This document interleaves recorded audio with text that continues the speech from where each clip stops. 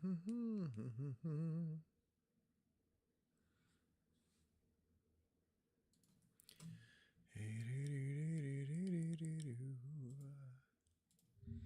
looks interesting.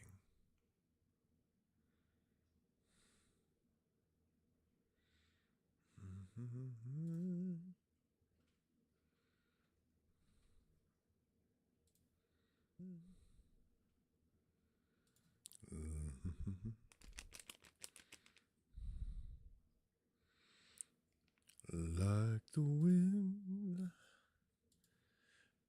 you come running.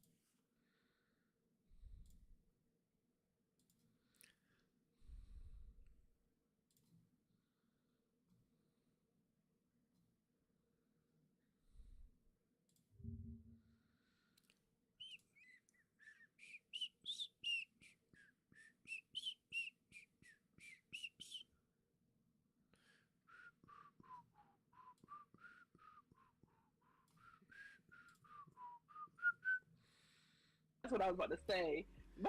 There was so much drama, and they were the ones that helped me keep the team together. And There's so much drama in the LBC. My same team actually won a 5,000. Keep the team together. And There's so much drama in the LBC. My same team actually won a 5,000. Keep the team together. There's so much drama in the LBC. My same team actually won a 5,000. There's so much drama in the LBC. My same team actually won a 5,000. There's so much drama in the LBC.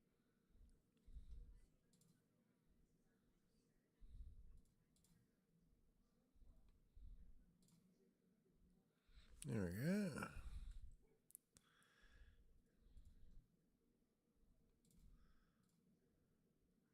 There we go. There we go.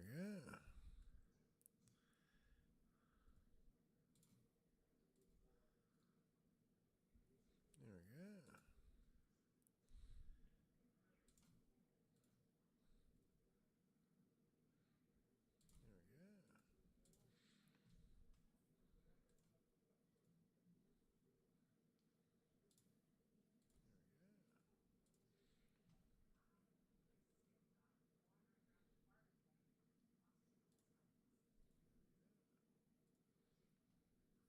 I need to edit a lot of my profile. Because I just haven't been to edit a lot of my profile. Because I just haven't been to edit a lot of my profile. Because I just haven't been to edit a lot of my profile. Because I just haven't been to edit a lot of my profile.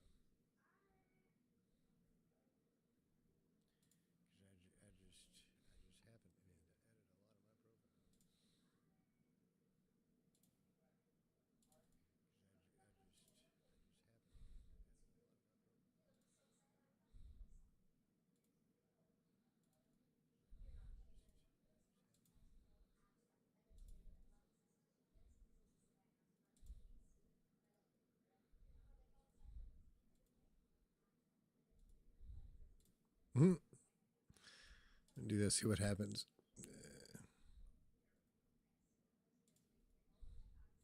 Do this, see what happens.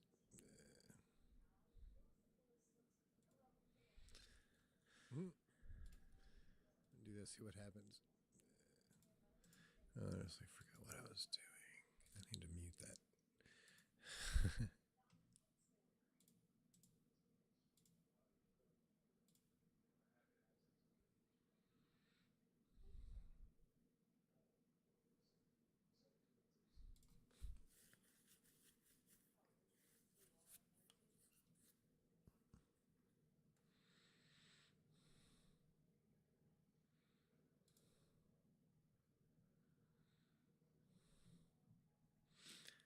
Okay.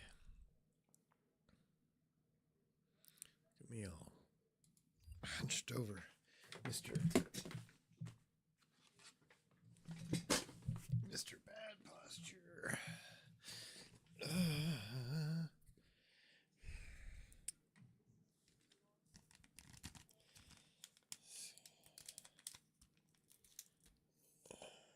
Oh, turn this off.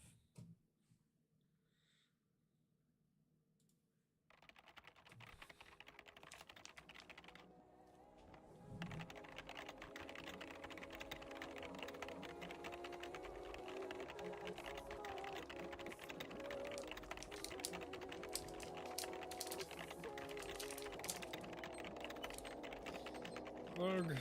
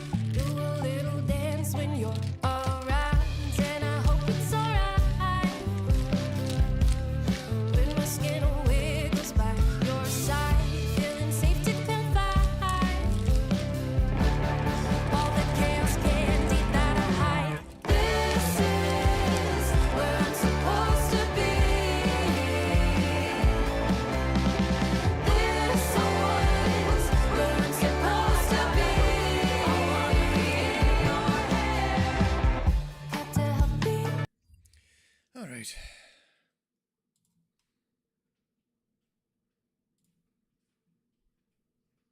Beautiful bastards, you're watching the Philip DeFranco Show, and we got a lot of news to talk about today. So just hit that like button to let YouTube know you like these big daily dives into the news, and let's jump into it. Starting with, we should talk about this P. Diddy situation. Sean Combs, rapper, mogul, and accused monster. Because he's actually been in some hot water for a while now. Back in November, he was hit with 3 lawsuits, 2 from women accusing him of sexual assault and revenge porn, and then another from his ex accusing him of rape, sex trafficking, and physical abuse, though that was settled for an unknown amount the next day. And in December, another woman accused him of raping her. And on an unrelated note, I want to get some more of these gamer sups from Charlie. And I want to fizz up some water in my soda stream and put the gamer sups in that and see what these taste like when they're carbonated. I have a feeling the titty milk would be just heavenly if it was fizzy. And now today, we've got yet another lawsuit. Though this one coming from Rodney Jones, a producer who worked on Combs' latest album. With Jones on Monday suing Combs in federal court for $30 million and accusing Combs of sexually harassing, assaulting, drugging, and threatening him for over a year. And according to this suit, Jones lived and traveled with Combs between September of 2022 and November of 2023. And during that time, Jones claims that Combs groped and touched him without consent, which according to Jones, Combs' chief of staff just called friendly horseplay and Combs' way of showing that he liked it. Jones also claims that he was forced to solicit sex work workers and performed sexual acts with them to please Combs. At one point, Jones alleges that he was drugged, saying he woke up dizzy and disoriented, naked in a bed with Combs and 2 sex workers. And all of that was on top of threats of bodily harm if Jones refused to agree to whatever Combs wanted. And specifically, the lawsuit saying that Combs would leverage his influence to intimidate and threaten Jones. Reading, Mr. Combs consistently made it clear that he has immense power in the music industry and with law enforcement. With this, Jones says that he has some video evidence to support some of these allegations, and saying in the suit that Combs constantly wanted to be recorded, so Jones actually has hundreds of hours. So the P in P. Diddy stands for predator. It's Predator Diddy? Predidity? Predidity? As a video and audio of the illegal activity performed by Combs and his associates. The lawsuit also contains screenshots of parties Combs allegedly hosted that include... Well, if you do recall, it was Mace was the one who had the lyric in his song that he'd never been arrested for nothing domestic. That was Mace. Minors and sex workers, some of whom Jones says were given drinks laced with drugs at Combs' order. Though very notably, in response to all this, Combs' attorneys have taken the deny route, accusing Jones of, quote, reckless name-dropping about events that are pure fiction and simply did not happen and nothing more than a transparent attempt to garner headlines. And in fact, saying they have, quote, overwhelmingly indisputable proof that his claims are complete lies and promising to address them directly in court. Though also, notably in this lawsuit, it wasn't just Combs' name. It also included his son Justin, his chief of staff, the CEO of Universal Music Group, and the former CEO of Motown Records, with Jones accusing the CEOs and their companies of failing to, quote, adequately monitor, warn, or supervise the actions of Diddy, his son, and his chief of staff. And while as of recording, we haven't seen a comment from the CEOs or the staff chief, attorneys for Diddy's son put out a statement saying they are all lies. This is a clear example of a desperate person taking desperate measures in hopes of a payday. You know, since this news broke, this lawsuit has gotten a lot of attention online. And with that, among some of the most notable reactions, you have streamer DJ Academics, who, if you're unfamiliar, in addition to being like the biggest Drake stan in the world, covers a lot of hip-hop news, though also at times has been somewhat of a controversial figure. Notably, while he was looking over Jones's lawsuit and its footnotes on stream, he came to the conclusion that 2 of the redacted names mentioned in Jones's suit belonged to rapper Meek Mill and Usher. Rapper 5, redacted, but they tell you exactly who he is. Oh yeah, he's a Philly rapper who... It's like Jeopardy. He's a Philly rapper who dated Nicki Minaj. Beep. Who is Meek Mill? Like, come on, bro. Like, what the And then the next person, R&B singer 6, redacted. Look. He performed at the Super Bowl and had a successful Vegas residency. Usher! Now here, it is incredibly important for me to mention that we have absolutely no confirmation whatsoever that Meek Mill and Usher are those 2 people. But that has in no way stopped people online from blowing it the fuck up and running with it, which is why you may have seen both singers trending on US Twitter this morning, with Meek actually shooting up to the top. Though there, if you actually look at what people are saying, it's just kind of a lot of people memeing about the entire situation. However, also with that, this morning we did see Meek responding, saying, academics, didn't I tell you to stop playing with my name? I don't know what I'm gonna do when I actually see you. It's gonna have a combination to it, though, with him then casting further doubt on his connection to this lawsuit by trying to suggest that people were looking at a computer-generated document. But you know, with all of this, one of the additional reactions we suggest that people were looking at a... Let's find the real lawsuit. Academics, didn't I tell you to stop playing with my name? I don't know what I'm going to do when I actually see you. It's going to have a combination to it, though. With him then cast... Let's find the real lawsuit to make sure it's compute. Okay. I'm going to clean this up, I think. Let's find the real lawsuit to make sure it's not computer generated. It's obvious I'm going indecent. Y'all going to see a lot of bad press about me. I'm going against the system. They see it's wide open. We have a whole new system. I don't understand. Okay. Man, this has like all of the like wild elements, except like, I mean, it's weird. It's like he's doing that thing like, I mean, even it's like everybody's doing it. Alex Jones, like, oh, they're coming after me because I went against the system. Trump, oh, they're coming after me because I went against the system. Andrew Tate, they're coming after me because I went against the system. Charlie Sheen, they're coming after me because I went against the system. Marjorie Taylor Greene, Lauren Boebert, Matt Gaetz, they're coming after me because I went against the system. And now Meek Mill, they're coming after him because he went against the system. Kanye, they're coming after Kanye because he went against the system. casting further doubt on his connection to this lawsuit by trying to suggest that people were looking at a computer-generated document. But you know, with all of this, one of the additional reactions we've seen to all of this are people that are pissed off that a lot of the kind of the prevailing narrative has become, haha, some rappers might be closeted. Saying it's truly astonishing how the prevailing narrative is saturated with Diddy and Meek Mill same-sex coitus memes and opinions, while the serious allegations concerning underage girls are overshadowed. You know, everything in this situation, it is developing, it is moving forward. So we have our eyes on it. We'll see what updates come. But in the meantime, what are your thoughts here? And then we need to talk about Willy Wonka's lies. So don't worry, this isn't about Timothy Shamalama Ding Dong, which, by the way, the new Wonka movie went in with low expectations. It's phenomenal. What a joy it was. Granted, I like musicals, so we might not see eye to eye there. But this is also not about the other Wonka movies, which, by the way, if you don't think the Gene Wilder one is better, what? Instead, I'm talking about the Willy Wonka from Glasgow, Scotland. Or rather, an entrepreneur that wanted to capitalize on the Wonka. I mean, honestly, like, the way I mentally look at the Wonka movies, I mean, obviously, this is a prequel. This is pre-Wonka, and it's all new, and it ties in to Gene Wilder's Wonka. Now, my take in my mind, and I think this makes it easier to enjoy the films, like, Gene Wilder's Willy Wonka is the actual Willy Wonka. That's us, you know, the way it's supposed to be, as passengers viewing a story playing out. Man, some of Charlie's dragon fruit powder got on my hand and it stained it, but my hand tastes good.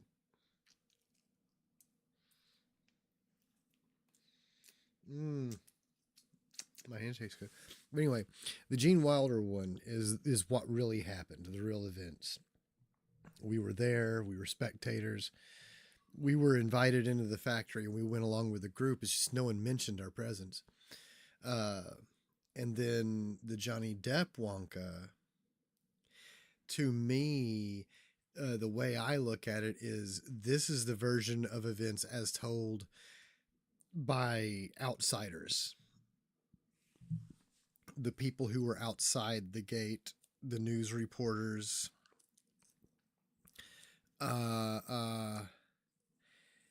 you know, the story as put together by like the families of Violet Beauregard and Augustus Gloop and Veruca Salt.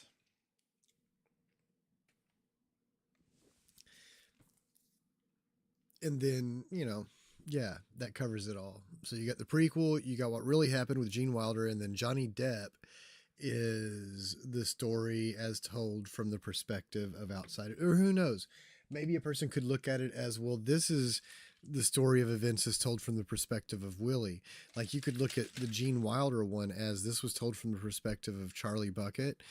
And the Johnny Depp one is told from the perspective from Willie's own perspective. That's good. I think I'm going to do that from now on. The hype and set out to recreate the chocolate factory, but in real life. And he called. But these people need to actually be the people who did this event. They need to actually, like, someone needs to Augustus Gloop them.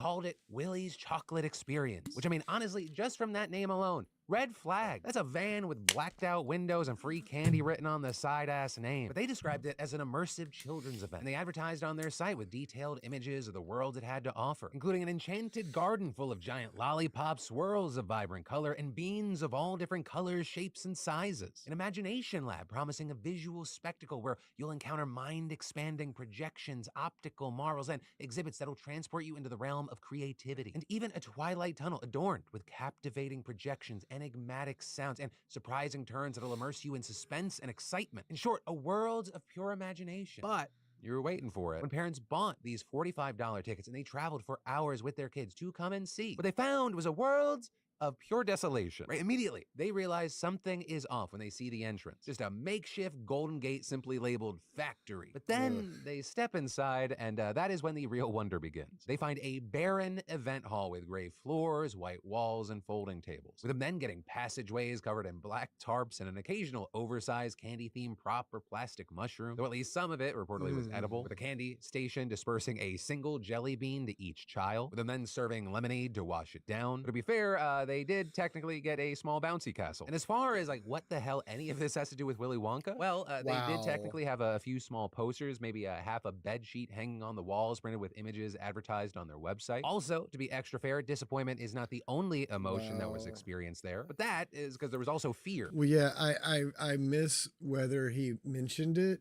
but one of the facts that came out was that the advertisements that were posted online were all AI generated.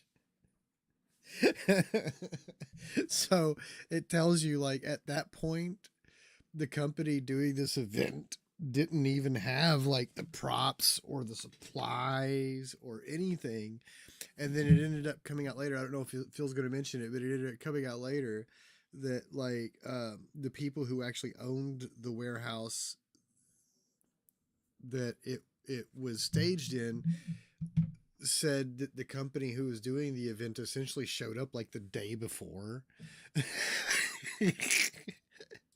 With a strange character wearing a black robe, chrome mask, and wig popping out from behind a mirror and scaring kids so badly some of them cried. As well as this actress dressed as an unimpressed Oompa Loompa standing by a mock chemistry set with fumes billowing out, who some online have since labeled Meth Lab Oompa Loompa Lady. Though in her defense, she explained to the Daily Mail, "I got stuck to the jelly bean bit, and by that point I felt awful. There was a part where they were saying it was like a science lab and you were supposed to hand out jelly beans, and by that point they had run out of jelly beans, so I was just trying to make it slightly exciting for the kids. Then I walked off scene because I was so embarrassed." And understandably, she was not the only person to walk out of this shit. With one father telling the Washington Post, "Everyone was just walking in disbelief, shaking their heads." And adding, "The worst part is there was no chocolate." And so to no one's surprise, the event ended early at around 1 p.m. after people started demanding refunds, with the main organizer seen trying to get a handle on the crowd of extremely pissed off parents. But then this, as more families who booked later time slots started arriving, and things just got really awkward. Because at that point, they didn't get their lemonade or single jelly bean. And then when police officers actually showed up, all they could do was give advice to the attendees. And as for right now, it's all unclear what went wrong, if it was doomed from the beginning, if it was meant to be a scam, because we actually know very little. We know that the organizer, House of Illuminati, first registered as a company only back in November. And while after this whole ordeal, they apologized. Illuminati first registered. House of Illuminati, an events company, first registered in Britain in November. So this group didn't even exist until November. It tells you it was a scam. In a deleted Facebook post, the company apologized for the event and said it would issue refunds to all attendees. House of Illuminati director Billy Cool said that the issue was hampered by unforeseen circumstance. The unforeseen circumstance was you, sir. The unforeseen circumstance was the birth of Billy Cool. And that the company ordered holographic paper that didn't arrive in time. Holographic... Man, a truckload of holographic paper is not going to fix what we saw there. You had one Oompa Loompa who was tragically depressed by the most awful looking excuse for what's supposed to be a science lab. Oh, I mean, you look at holographic paper was not going to fix any of that. The unforeseen circumstance is that his mother went through with the pregnancy, and that once he grew up, someone was dumb enough to let him act like he ran something. Registered as a company only back in November. And while after this whole ordeal, they apologized, promised to refund everybody and pay the actors. As of today, many, if not all of them, say they haven't been paid or refunded. And this, you have the company's director explaining that the event was hampered by what they said were unforeseen circumstances, claiming that they ordered holographic paper that didn't arrive in time, which I gotta say, my man, I don't know if there is enough. They ordered holographic paper that didn't arrive in time. Which I gotta say, my man, I don't know if there is enough holographic paper in the world to save whatever this was supposed to be. Not to mention that literally the day before the event, you had organizers posting photos of a van full of props and writing. It's all coming together nicely. And so now the director's apparently deleted his LinkedIn profile in shame. And as for those beautiful images advertising the whole thing, it appears that they were just probably AI generated. Not only that, you also have this college student who was hired to play Willy Wonka saying, the script was 15 pages, monologue, pretty much, of AI-generated gibberish. Anyone who looks at me and thinks Willy Wonka and not Oompa Loompa is out of their mind. I give off major Oompa Loompa energy. Yeah, but not like a good I love Oompa it. Loompa. Not like one of the, like one that's at the back during the dance numbers, like falling over like your aunt at a line dancing class on holiday. so fun times, fun time. And then in entertainment and drama news, did Ariana Grande just play the victim, or did she have a massive mic drop moment? Because Ariana Grande is calling out lies and biases in tabloids, but also a lot of people weren't having it. Also, to explain if you are not chronically online, a lot of people have accused Ariana of having an affair with her Wicked co-star, SpongeBob, who also goes by the name Ethan Slater, I hear, with people learning that they were dating just after the news broke that she split from her husband. And articles noted that Ethan was separated from his wife, who just had a baby a few months earlier. And even though sources maintain that Ariana and Ethan started dating after each couple had broken up, you had tons of people questioning that timeline and assuming that there was an affair, and that this affair actually caused both of these couples to separate. And all this created a massive tabloid frenzy, where they're facing tons of backlash for being a supposed man-stealer. And she even referenced some of this in a music video for her latest single, showing people gossiping about her, also singing the lyric, "Your business is yours and mine is mine. Why do you care so much whose dick I ride?" So it's been like a whole thing. And she seemingly addressed all this while on the Zach Sang show, where they're being asked about all these narratives that have been crafted about her life, and saying, the thing is that, like, we know this about the tabloids and about the media and about, like, am I crazy? Don't we know this? Yeah, but nobody cares for the sake of a good story or for for curing one's boredom on the internet. Right, but that's what I'm saying. It's like we selectively remember that this is what the tabloids do to people, especially women, based on whether or not we like the person. We selectively remember that. We selectively leave space for humanness, for nuance. Like, they don't leave space for that. Well, they do for their friends and their family. It's selective. Yeah, but when they turn it off, when that aligns with the version of a person that they have in their head that they want to believe is true. when asked if she wished that there was something that the public knew about her and the drama surrounding her, she said she didn't want to go into specifics, but Of course, there's like an insatiable frustration, inexplicable, hellish feeling with watching people misunderstand the people you love and you and anything. And so, of course, with that, her fans loved this response, seeing it as this kind of mic drop moment, bringing up other women wronged by the press. But this also, as a lot of other people weren't buying the response, accusing Ariana of playing the victim, trying to gaslight people about the situation by playing the supposed feminist or woman card. Okay, here's the thing. Multiple things can be true. Okay? So maybe they did hook up. But you know what? That doesn't matter. Like, it honestly doesn't matter to anyone other than them and their families. So whatever is going on and it's being handled. I mean, if this was a thing where, like, Ariana Grande was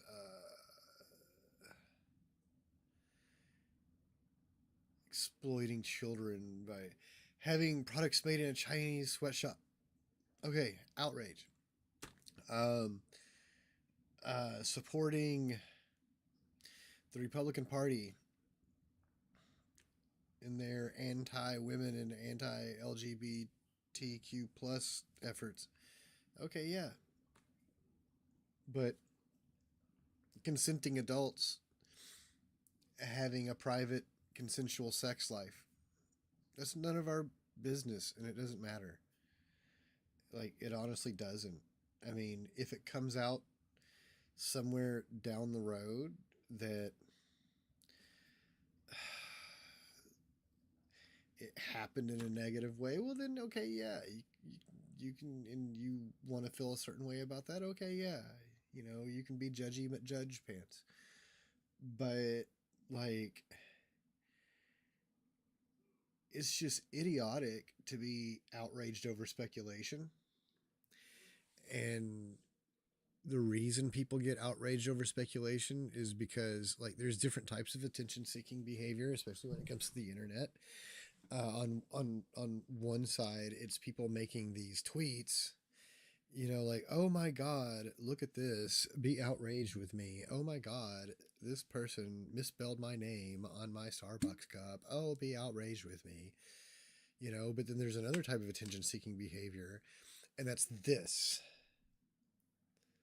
That's, I mean, like, I don't know if that's particularly what this person is doing, but this kind of thing.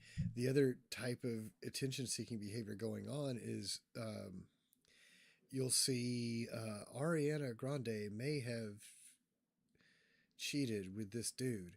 And then what you'll see playing out in the comment section is everyone competing as to who can be the most melodramatically outraged. It's like a flood of people, you know, with their pearls clutched, falling back on fainting couches. Ah, I cannot believe Ariana would do such a thing. Oh. I mean, and that's what it is. And they're doing it for attention because they want their post. They want to be the most melodramatically outraged person in the thread so that their comment gets the most likes. Right, saying that she's blaming the tabloids instead of taking personal accountability. But with all this, I gotta pass the question off to you. What's your take on it? Which camp do you land in here, or are you of the mindset of not interested, thank you, next? And then, man, we have seen rain like we are not used to in California. Last week was so wet, I feel like I should at least get a discount on my taxes. What are we paying for out here? But despite everything being wet, you know, my dog still got walks and my kids still played outside, and I think that's also because we had our Vessies. Or because in addition to being waterproof, another reason these sneakers are so great is because they're lightweight. So yes, it's because you had your $200 shoes, Phil. Your fucking $200 shoes, okay? Like, normal everyday people can't afford to buy rich man shoes. Please advertise some affordable shoes. So much different than stomping around in regular rain boots, and they look good. Not just rain, but snow, sand, and mud. Right? Like my Vessi Stormburst, they're perfect for my muddy hikes as well as strolling the beach. I just hose those suckers off and I'm good to do just about anything else in the same shoes that I'm wearing. Whether it be out in the elements or, 1 second. I wanted to wear this. Ugh. Taking my beautiful wife, Lindsay, out for a date. So thank you, Vassie, for being a fantastic partner of the PDS and for making great looking shoes I can wear in any weather. And again, in addition to looking good, it is amazing how lightweight they are. It's genuinely so surprising when you think about waterproof shoes. And they're ideal for any occasion that might find you around water, coastal walks, exploring the city, forest, camping, snowy Never mind the discount. We won't wait for the discount. There we go. Automatic 15% off. Free shipping to California. I'm assuming because the company's located in California.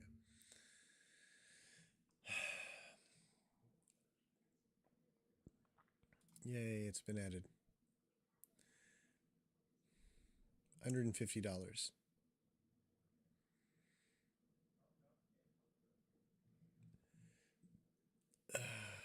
Let's see.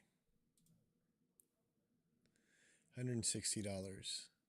The Weekender that he's always talking about, $125. The Stormburst, $180.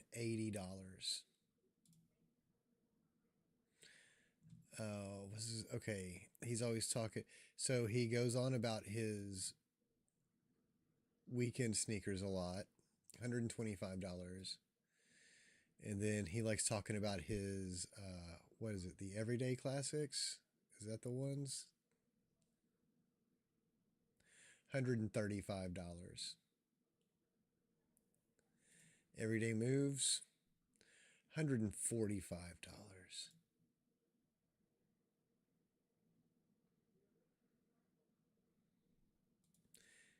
Everyday Move slip-ons, $145. Let's go to the sale. Women's sale. On sale for $110. Get some Sunday slippers, some women's Sunday slippers for $71 if they have them in my size. $110.99. This is sale prices, and it's all women's. $112, $110, $110, $124. Oh, $71. More Sunday slippers. $105.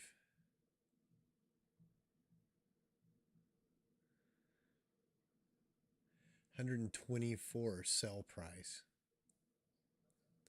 Okay, here we go. Here's some men's. 110, 106.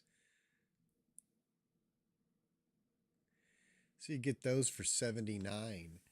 But 79 is like full price for a pair of Nikes, not on sale. 110, 99, 119, 106. 71, 71. Oh my God.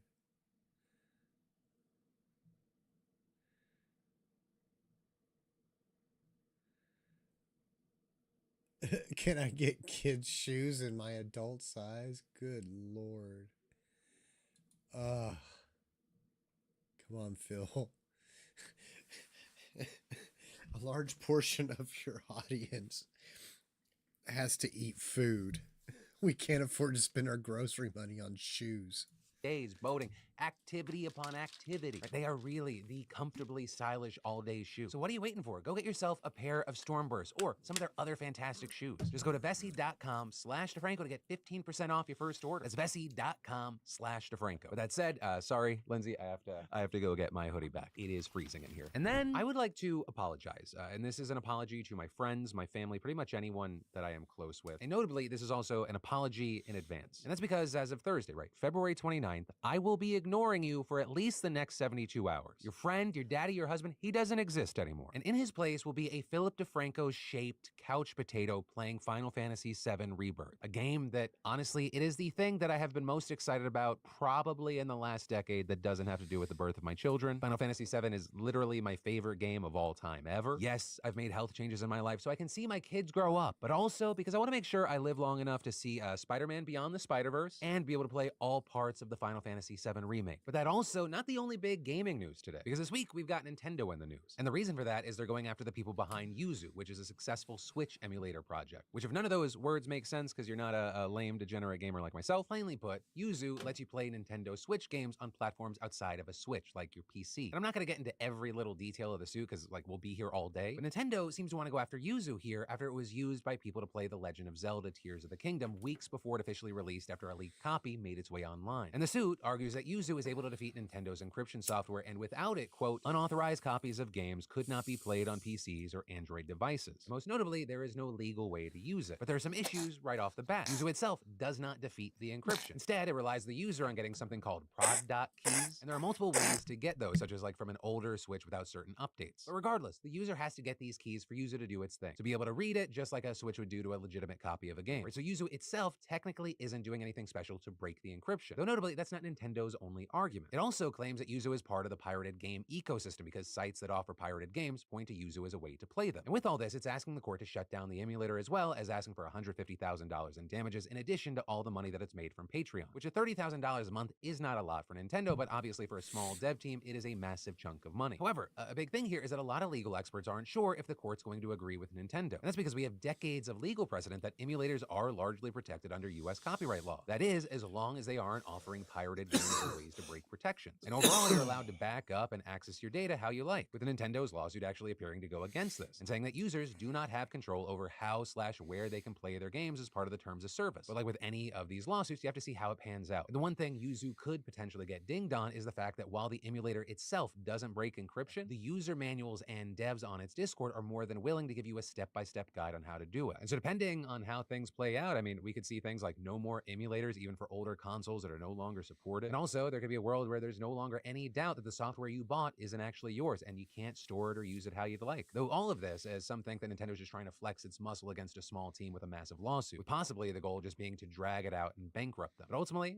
time will tell here. And then, so this could be really good news, really bad news, or maybe even a bit of both. Kind of depends on how you look at it. Because we got the news that the employment rate among Americans with disabilities actually reached a record high last year, climbing from a low of around 17% in 2014 to an impressive 22.5% in 2023. 2023. Or to look at it another way, for disabled men and women aged 16 to 64, the labor force participation rate rose steadily. And at the same time, the rate for non-disabled men actually fell. Now, with all this, you might be going, well, why isn't this just cause for a celebration? Well, the possible caveat here is we're looking at a chicken or the egg situation. Because as places like Axios noted, it is unclear whether people with disabilities are simply finding more work or previously able-bodied workers are becoming disabled. And a big reason that second explanation might be true is long COVID, which, as we've talked about before, has severely incapacitated millions of Americans for months or even years. I mean, so much so that it's led to some declaring the pandemic a mass disabling event. But then on the other side of the situation, there are a few reasons to believe that the data reflects genuine employment. Things like a general improvement in the economy and labor market over the past couple of years. Also, the spread of remote work has been an absolute blessing for many with disabilities, right? Because if you're blind, you can't drive, and ride-sharing apps are fucking expensive. And obviously, if you're mobility impaired in some way, it can be tough to commute back and forth every day. So for many disabled people working from home, now they can more easily configure their work setup to meet their specific needs. But regardless of why employment's gone up, it's still well below the rate of non-disabled people, with the unemployment rate for disabled workers sitting at 7.2% last year, more than double that of non-disabled workers. And those disabled workers who do have jobs are also more likely to work part-time and receive lower wages. Well, of course, I'd love to hear any and all thoughts on this new data. I would especially love to hear your reactions and your experiences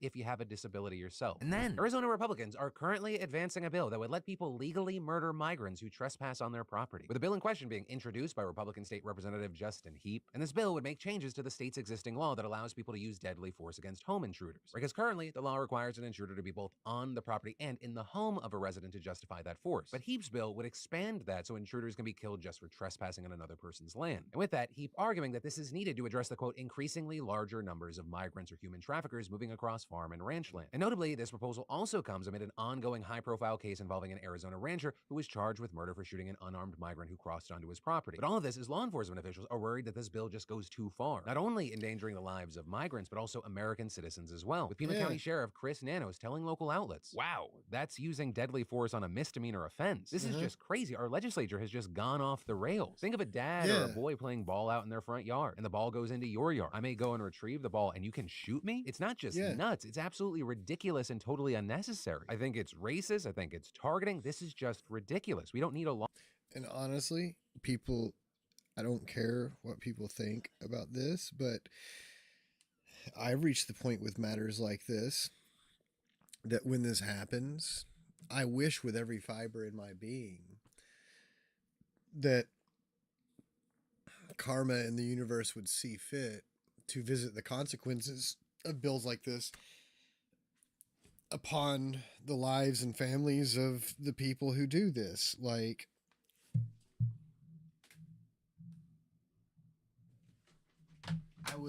I would love nothing more than for the members of the GOP to have the experiences that this sheriff is describing. Oh, I wandered into my neighbor's yard. He thought I was a migrant because I'm so tanned, and he shot me. That would be hilarious. Law like that. And that was also echoed by Santa Cruz County Sheriff David Hathaway, who criticized the bill for being way... And it would be even more hilarious if the court was like, well, yeah, it's your bill. You got shot. Deal with it.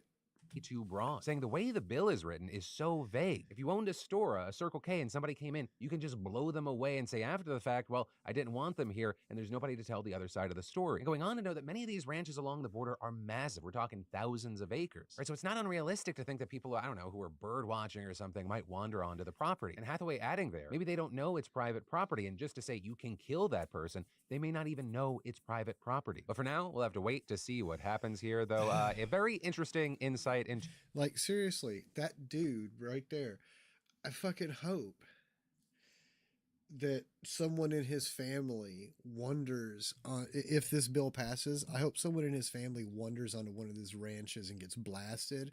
And then I hope the court upholds his law and says, well, you know, hey, you passed that bill, so we've got to allow it.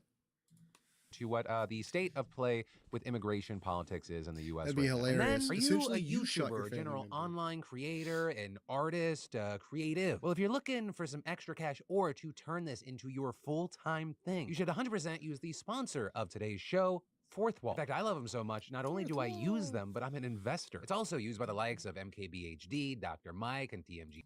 Of it. fourthwall.com. And then, could Biden's position on Israel and what's happening in Gaza lose him the election? That is a question that's been out there for the past weeks and months, right as we've seen more and more progressives furious at his policies on the issue. And now, thanks to yesterday, we have electoral evidence of how this could sway the election. Because yesterday, Michigan held its primary election. And ahead of Tuesday, Arab American and Muslim organizers organized an effort to push Democrats to cast their ballots as uncommitted in a protest vote against Biden's handling of the war. And it turned out very, very successful for them. With nearly all ballots counted, more than 101,000 people voted uncommitted, making up just over 13% of the vote. And while, of course, not every single person who voted uncommitted did so in protest, but when you compare the number of people who voted uncommitted this year to data in years past, it seems pretty obvious that this drove a lot of the turnout for uncommitted votes. Right? I mean, in the last 3 Michigan presidential primaries, uncommitted got around 20,000 votes. And this could be massively consequential because Michigan is an essential swing state. Right? And part of the reason there was such a big turnout of uncommitted voters is because Michigan actually has the largest Arab American and Muslim population in the entire country. The most recent census saying the state is home to more than 300,000 people of Middle Eastern and North African descent. And while that survey doesn't gather data on religious affiliations, advocacy groups have reported over 200,000 Muslim registered voters in Michigan. And this is incredibly meaningful. I mean, Trump in 2016, he won Michigan by just under 11,000 votes, with then Biden in 2020 beating him by around 154,000 votes, with Arab and Muslim voters being credited with helping secure that win. And we're talking about numbers that could absolutely make or break Biden, with recent polling showing Trump beating out Biden among registered voters 47 to 45%. And it's generally believed that Michigan is absolutely imperative for Biden. Right? A loss there would make it incredibly difficult, if not outright impossible, for him to secure the presidency. But, you know, all of this is Biden's campaign and his allies have tried to downplay the success of the protest vote. Though again, this is others say this is a very serious warning and politicians should be paying attention. This including the mayor of Dearborn, Michigan, which is home to the largest Arab American community in the country, tweeting, "If you wish to take that calculated risk of discounting the results, you risk unraveling the entirety of our American democracy." And you had other organizers echoing that, saying they do not want a Trump presidency, but they will vote against Biden if they have to. And all this, as notably there are other key swing states with large Arab populations, like in Arizona, for example, where Biden won by just 10,500. They have an estimated 60,000 Arab Americans there, as well as with Georgia. They have a population there of at least 57,000, which is way higher than the 11,800 ballots that Biden won to beat Trump. Now, all that said, when you have people looking to the Republicans here, you have some saying that Trump's decisive win over Haley in Michigan, it's not all rainbows and sunshine. Because you have people arguing that the reason Haley is still in this, that it's not just in hopes of like Trump goes to jail before the election or she's got her fingers crossed for like a heart attack, but rather that it's meant to highlight that not all Republicans are on board with Trump.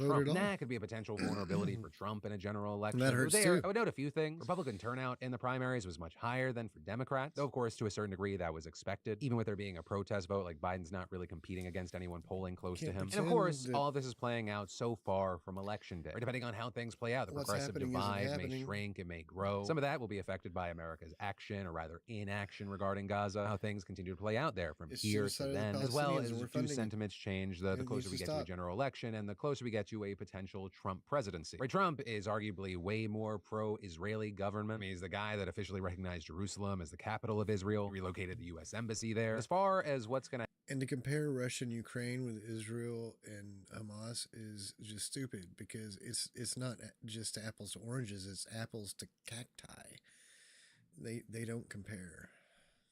happen. We'll have to wait and see. And in the meantime, if you have any thoughts on all this, I'd love to hear from you in those comments down below. And then things are popping off and getting messy with the president of Mexico right now. We're talking about Mexico's far-left president, Andrés Manuel López Obrador, or AMLO for short. And it all started last week after the New York Times reporter Natalie Kitroff, she asked AMLO's office for a comment about a scrapped U.S. investigation into potential ties that he has with drug cartels. And as is common practice, she included her phone number so that she could be reached. Now, AMLO already has a contentious relationship with, traditional media, claiming that it's just full of conservatives that only bash him. So instead of just fucking denying the allegation, he went on to show her letter at a press conference and read it aloud. Big problem though, it had Kitroff's phone number clearly displayed. So she has since received a ton of threatening messages, and AMLO has received a lot of criticism for the stunt, especially because Mexico is already one of the most dangerous places on the planet for journalists.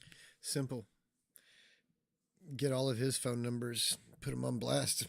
Outside of war zones. Also with this, you're the country's agency that's in charge of protecting people's data and persons on the planet for journalists outside of war zones. Also with this, you're the country's agency that's in charge of protecting people's data and personal information, announcing shortly after that it was launching an investigation. Which then brings us to last Friday, where AMLO defended his actions, saying, above that law is moral authority and political authority, and I represent a country and I represent a people who deserve respect. With him then doubling down Monday morning after showing her letter again, although this time with a blurred phone number, and arguing there that, quote, journalism is a public activity. Like like politics, and we all have to act with transparency. However, the head of Mexico's own data protection agency took issue with AMLO's defense, tweeting, "All authority must comply with the Constitution and the law. Absolutely no one is above it. We regret that the presidency didn't realize how serious the disclosure of information about any person can be, especially of a journalist." And the country's opposition candidate also agreed and added, "By the way, if there is so much transparency in public life, let the president publish the contracts he has reserved and even his cell phone number so that all Mexicans can write to him." And since then, things have just continued to get out of hand. Because it's not just Kit Roth's phone number that's been leaked now, but also the president's son, the ruling party's presidential candidate, the opposition's candidate, and other leading figures. And with this on Twitter, the president's son made it seem like this was an act of revenge, writing, "In the last few hours, I have been subject to an act of invasion of my privacy through the leak of my phone number. This act, which I understand is a form of revenge and an attempt to harm, not only affects me, but also endangers my family and the security they deserve." But then he also went on to say that Kit Roth deserved to have her phone number leaked because she was being what he described as slanderous and that it was already publicly available on the internet. With him then going on to say, "Why are they seeking revenge by exposing my phone?" And the others affected were also similarly annoyed. Although to be clear, we have no idea who actually leaked their phone numbers and information. And I say this as there are actually so many weird twists and turns in this story, because on top of everyone's personal information getting leaked left and right, we also had AMLO squaring off against YouTube. And that's because YouTube has rules against doxing people, which is arguably what AMLO did. So YouTube actually took his video down, with then the president's office having to re-upload it an edited version this weekend, and AMLO adding that this is an arrogant and authoritarian attitude. They are in full decline. All of which is kind of funny for two reasons. Firstly, because AMLO originally loved social media platforms, or because they hosted media outlets outside of the traditional space. And in fact, he hates traditional outlets so much that during press conferences, he often only fields questions from places that call social media platforms their home. And then the second reason is because despite calling YouTube authoritarian, AMLO himself has actually taken steps to be just that. Remember that government agency we mentioned that protects private data? Well, it's just one of a few autonomous agencies that exist in Mexico, with them being largely outside of the president's control and existing to keep everyone accountable. And AMLO fucking hates them. So much so that he's pushing Congress to eliminate these agencies altogether. And all of this made even more interesting because they're having an election this year, where you have a key AMLO ally going against a much less well-known candidate. So it's going to be important to watch how this situation evolves and how it might impact the election, especially because in addition to this mattering for Mexico, they're a key U.S. partner. Like, there's so much intertwined between Mexico and the U.S. through security, immigration, trade, and tourism. But hey, also I just want to say congratulations to the New York Times for apparently being an evil conservative outlet. Who knew? Not even them, probably. And then finally today we have announcements and yesterday today. Starting with congratulations again to Sasha G and Sydney B, our first two beautiful bastards to each win the weekly $500 credit towards their choice of SeatGeek tickets. And remember, you could be our next winner just by adding code PDS to your SeatGeek app profile. Because not only will you get $10 off any purchase, you'll be entered for your chance at a $500 credit. No purchase necessary. And then, as far as yesterday's show, I dove into those comments, and there was a lot of interesting conversations happening, with a lot of y'all chiming in on that toxic vinyl chloride story, right? Especially as there was a lot of focus on the lobbyists and the regulations. And Chili 1495 sharing, "I work at an oil company, and years ago we had a huge oil spill that leaked."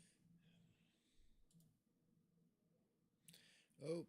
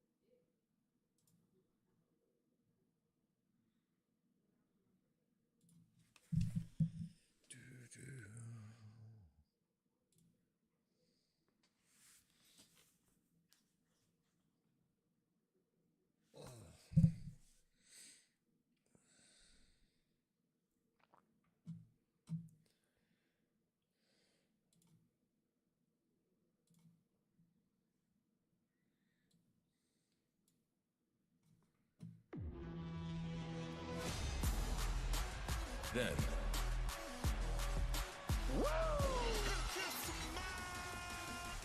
Now.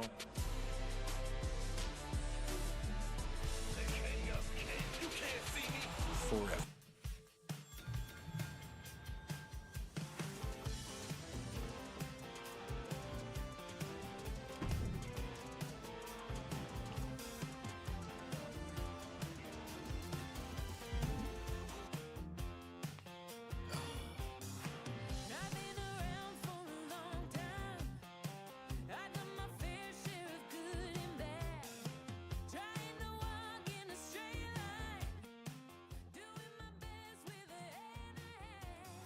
Okay. Oh.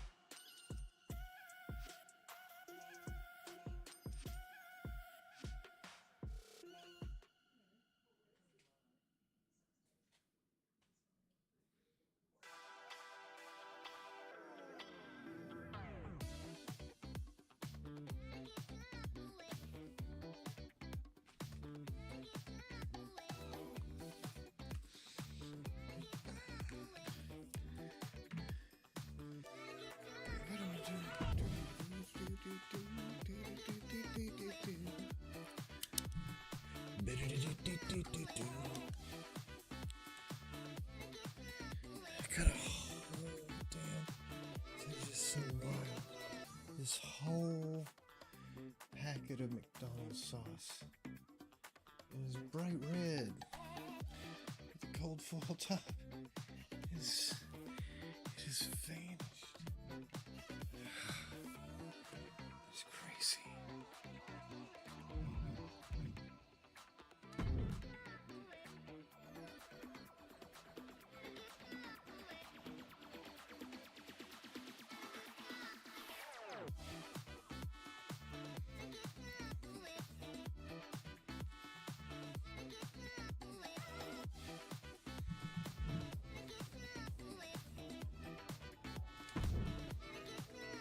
Molly tells me that you're trying to add fuel to the fire of your fight with your aunt.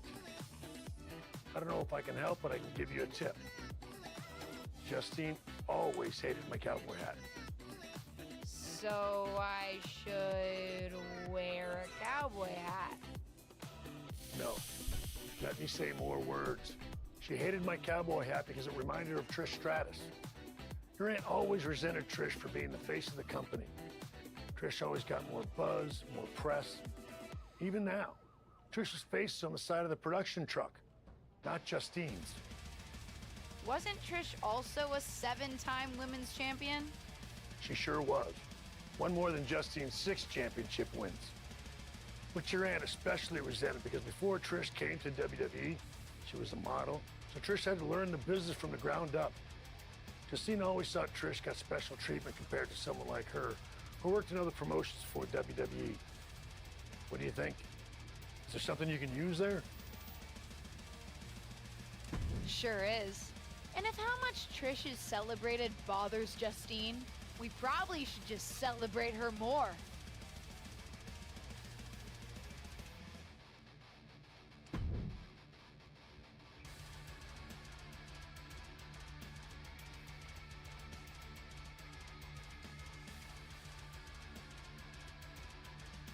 I worked with her. He's forgiven her. I'm here on NXT tonight with a big announcement. I'm proud to share that the Superstars of Tomorrow will be honoring the legacy of the greatest WWE women's legend of all time. I'm announcing the first ever Trish Stratus Battle Royal. Well, the main event is next week. We're kicking things off tonight as I personally honor Trish by wearing this out to the ring for a special match on NXT 2.0, the old WWE Women's Championship. This is the same championship that Trish won 7 times over the course of her remarkable career. Even my Aunt Justine didn't hold it 7 times. Shots fired. It is going to give me such stratisfaction to wear this tonight, in homage to the greatest WWE legend and women's champion ever, Trish Stratus.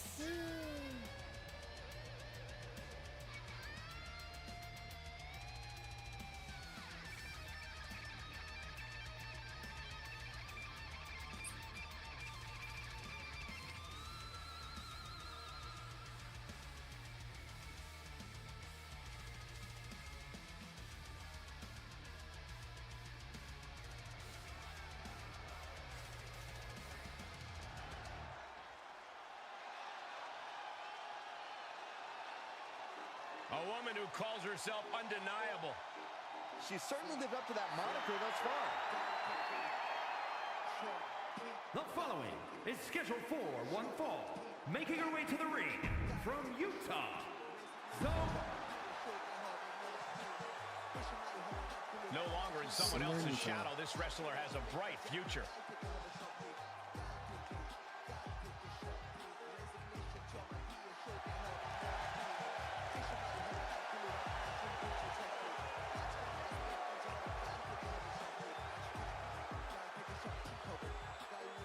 And from Paducah, Kentucky, the WWE Women's Champion, the Witch King of A matchup like this, it's one that the locker room has wanted to see. It's one that the WWE Universe has wanted to see. It's one that I've been waiting to see, and it's about to go down.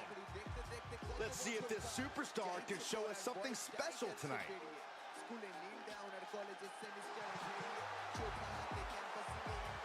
One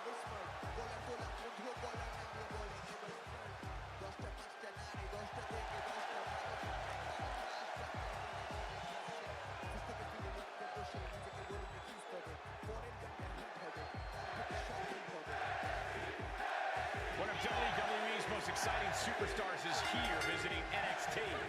And she brought a vintage WWE Women's Championship to tout the upcoming Trish Stratus Battle Royal. It's obvious she's throwing Trish Stratus's accomplishments in her aunt's face. Is it going to work? We'll see.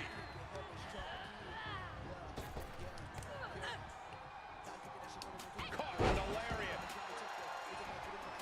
Zoe Stark flexing some muscle for the fans out there. Oh, catastrophic damage on the back. Ooh, what a forearm club. Inverted suplex.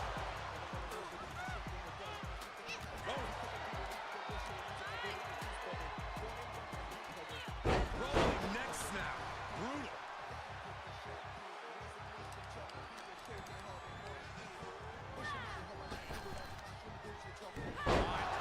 Dragon suplex. She's starting to look concerned. She can withstand the punishment, though. Hoisting their opponent up for a fisherman buster. Penny predicament. And she kicks out. She probably didn't expect it to put her away there, but she's put her on notice. Constant pressure being kept on Zoe. Zoe has to wake herself up and turn her intensity up a notch. That was showing great awareness of positioning, placing yourself between the ref and your opponent. Big elbow.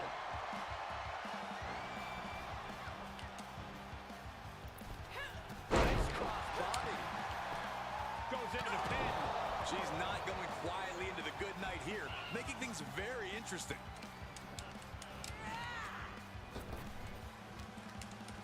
Reversal. What a counter.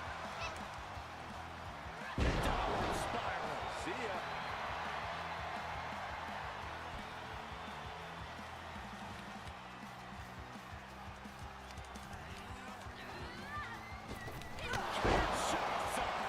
Zoe's in dire straits. 2 count. An emphatic victory. Here is your winner, the Witch, King McKay. What an emphatic victory, guys. No contest. An absolute statement by the victor here tonight. What a steamrolling.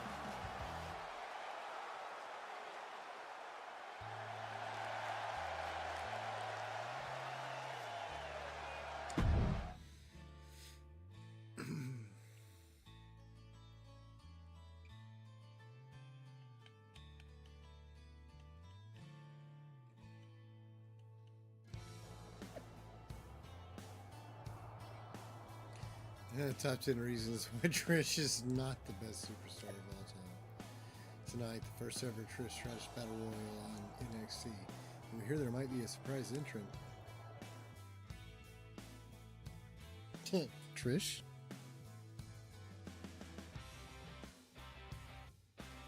Me, dressed like Trish, doing Trish's entrance.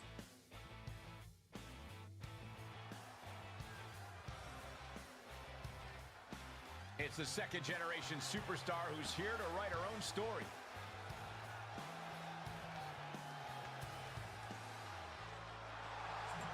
The following is a 6-woman battle royal. Making her way to the ring from Paducah, Kentucky, the Witch, King McKay. And guys, this looks to be a match with major implications here in WWE.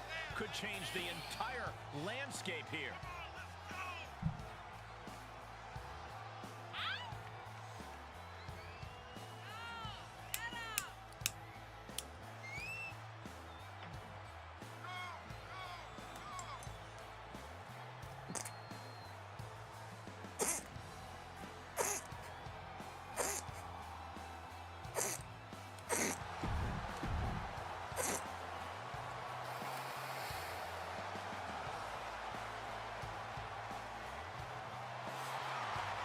Tough lady and a real lioness.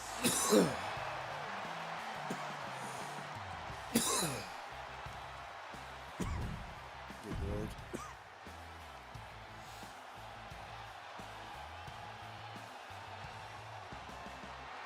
The one-woman highlight reel. And from Glen Ridge, New Jersey, Katana Chance. I'll give Chance this. She is a very, very hard worker who is always up for a challenge. You know, she won tag team.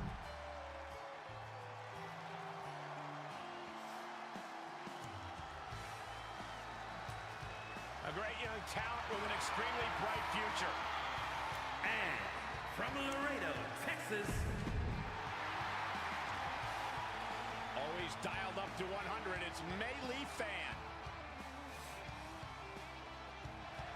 And from Pittsburgh, Pennsylvania, Melee Fan. Melee Fanny Fan. The way they announced that was so good. From Toronto, Ontario, Canada. Oh my goodness. Surprising.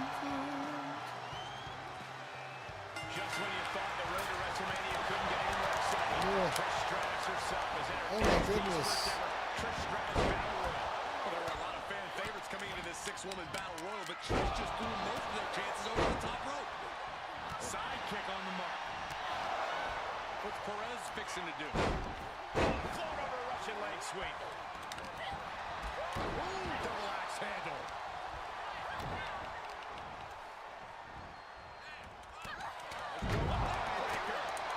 Perez on the receiving end. Wow, what impact! Side slam. Drop kick.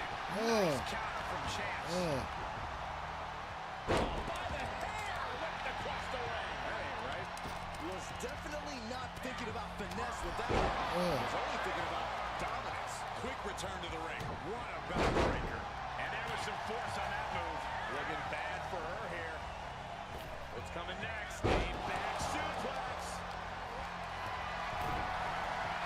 Getting carried around. Bad spot to be in.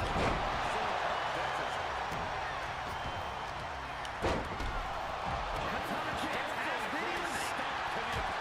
Catches an uppercut. Ooh. Jumping neck breaker. Ouch. Carefully measuring. Bionic elbow driven down. Placing them into the corner. Battling to stay alive now.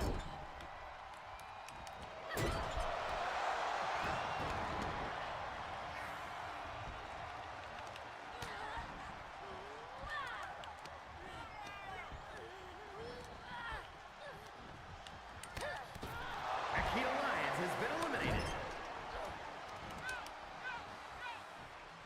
Trish. Regal Plex.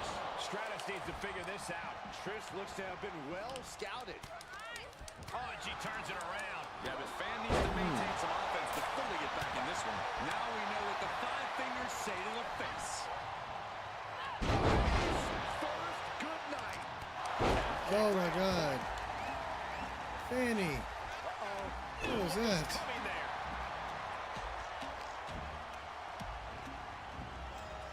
Neckbreaker. Shoulder clothesline.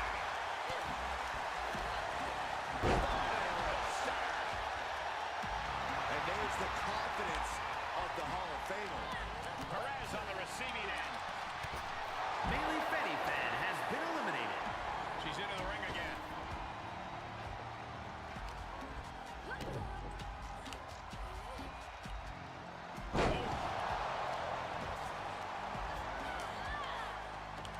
And Roxanne scouted.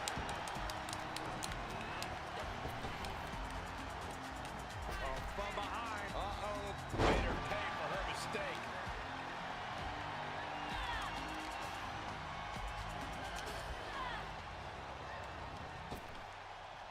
Missed again.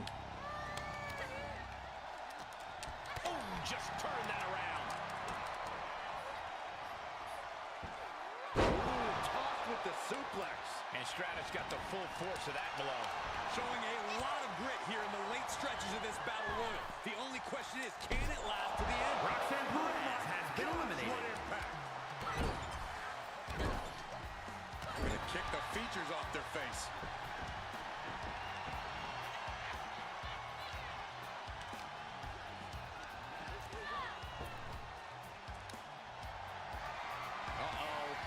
top rope. They got it. Here is your winner, the Witch, Kink McKay. There are some that say the superstar is riding coattails into the ring, but after the win tonight, those critics might be a little quieter. With each victory, she makes it that much harder to dismiss her as anything less than a legitimate superstar. They are riding high on this win. This celebration might carry on the rest of the month.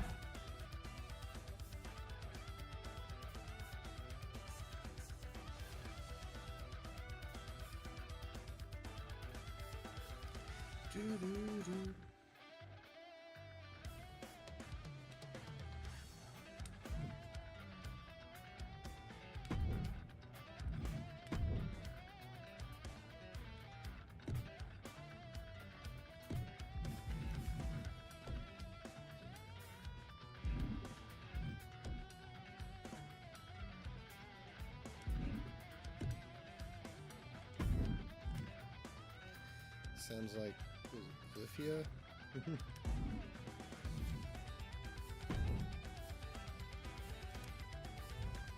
Joke's on you, Kink. You win the Battle Royal, but now your name will permanently be associated with that loser, Trish. Sorry for the surprise, but I couldn't resist entering my own Battle Royal. Oh, attention hug. It says you trying to comment on every tweet.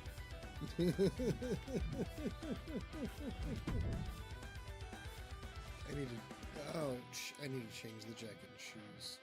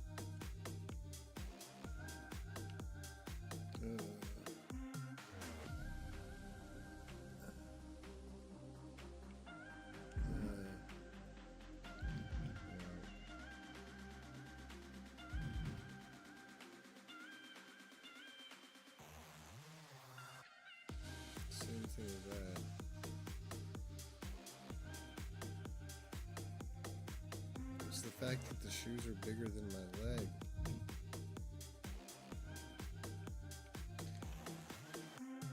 It's like, why would you build it like that?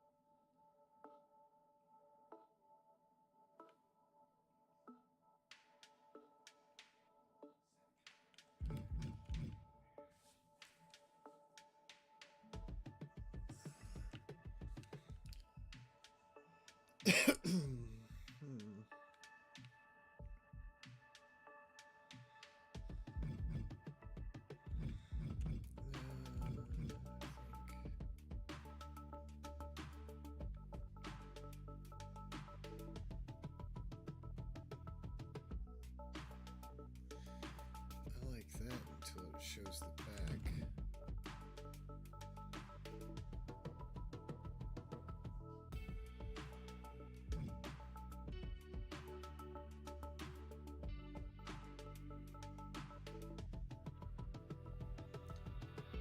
These are kind of cool, but they got that toe.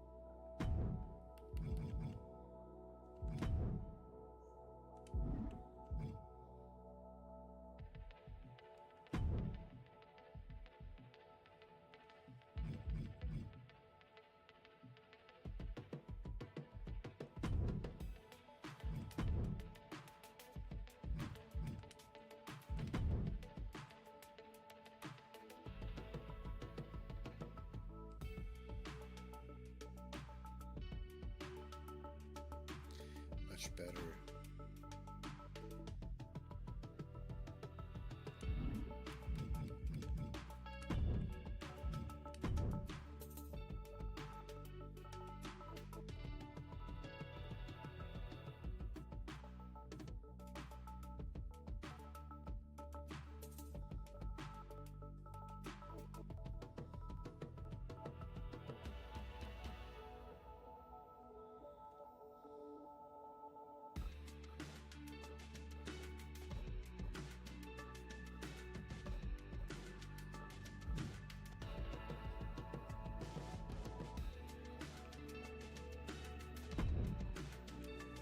I thought what you said in the ring was exactly on the money.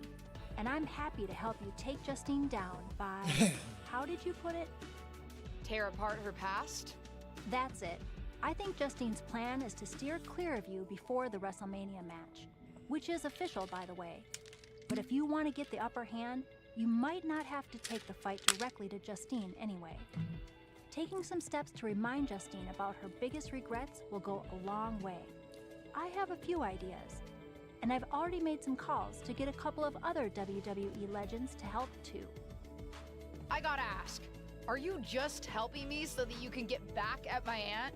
Oh, there's definitely an element of revenge to it. Do you know what it's like for people to think I'm the villain of my story? But I also meant what I said to you on day 1 at Survivor Series. I'm here to help you. Justine's so stuck in the past and her grievances that she's forgotten her obligation to help the next generation. Even her own niece. Ain't that the truth?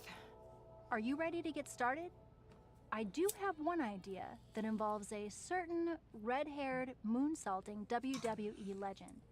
But with the amount of grievances your aunt has against this company, there's definitely more than one way to approach this. You talking about Lita? Lita? Who else could it be with that description? Yep. Let's start with her then. What are you thinking? One thing your aunt could never shut up about was that Lita got the first women's cage match in WWE, not her. A steel cage match with Lita would certainly rub that in her face. Lita's just going to agree to that? No, but if you lure her to Raw by making her think she's getting another Raw Women's Championship opportunity, confront her backstage, and I bet you can get her in a match. After her near miss with Becky Lynch last year, she's still got an itch. Done. I'll do it.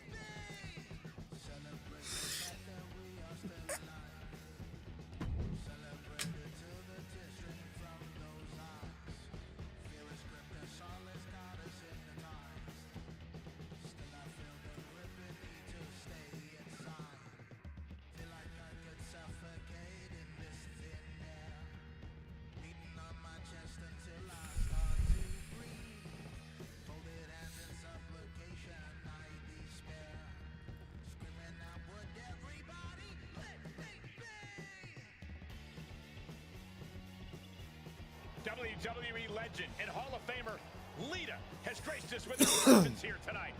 From behind. What is she doing here attacking Lita? No clue, but it looks like she wants a fight. What's going on here? It looks like we have a communication breakdown backstage, and oh my God, there they go. Oh, what a forearm. Uh-oh. What a takedown. Fujiwara armbar. Fujiwara armbar applied.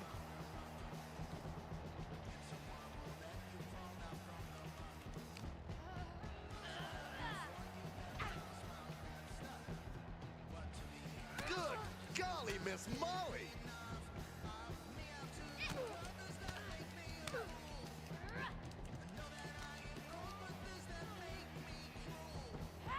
Well-delivered suplex.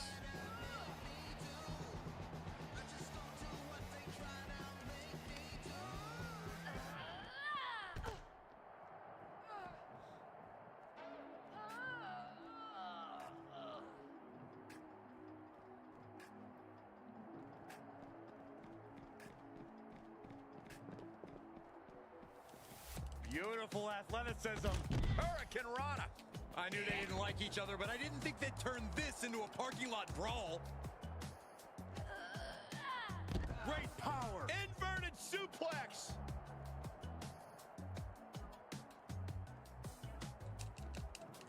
Trap the arm. Neck breaker. So smooth. You could get hit by a car in the parking lot, or you could take the initiative and throw someone else through a car window.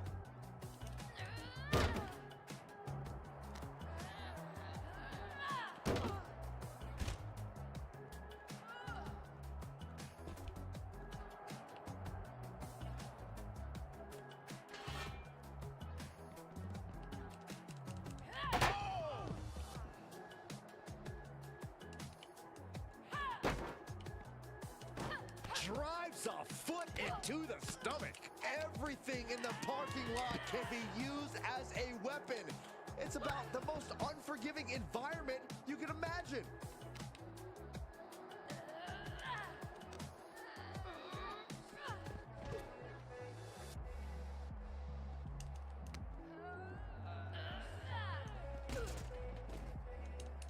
Ooh, well measured. Cars, ambulances, all manners of weaponry. We might be looking at the point of no return here. A penny predicament, but it really doesn't matter. Oh, good night. Sorry. I don't know what these superstars are thinking. Oh, whatever it is, I'm sure it's not good. That's a parking area, not a wrestling ring. Oh, no. Oh, yes. What a suplex. And the hatred between these superstars can't be contained. Someone is seriously going to get hurt here.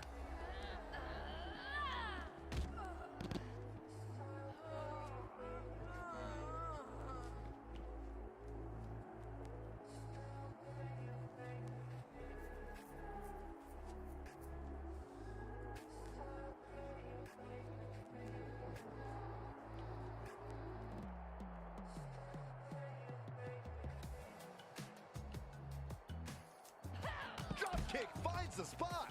And the parking lot continues to be the most dangerous place to settle your disputes.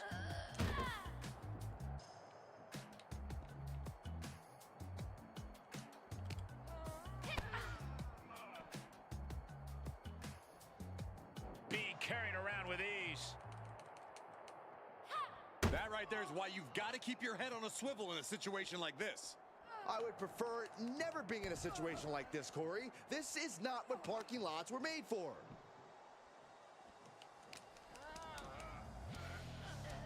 What a wrist clutch suplex. Come on, I think a point has been made in this one. This is not the place anyone should be in now.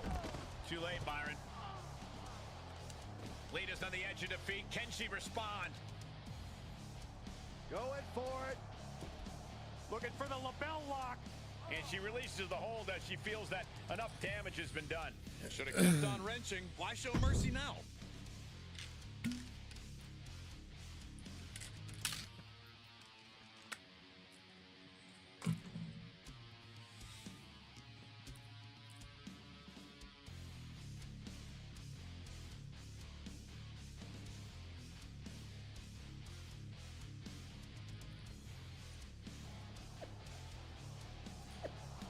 Okay, did I get your attention? What do you think?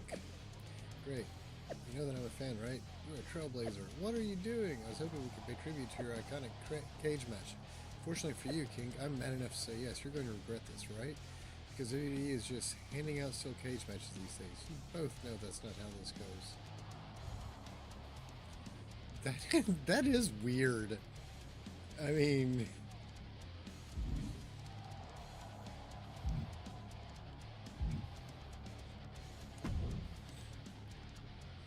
You know, provoking WWE legends is usually a bit frowned upon by management. I needed to get Lita's attention. Besides, another WWE legend provoked me first. As management, I'm supposed to say that's no excuse. Consider this a warning.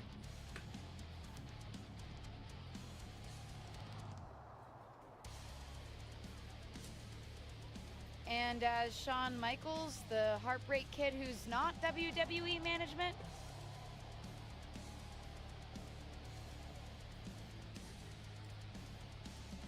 You certainly know how to entertain. And knowing Justine, I'm sure it's getting under her skin.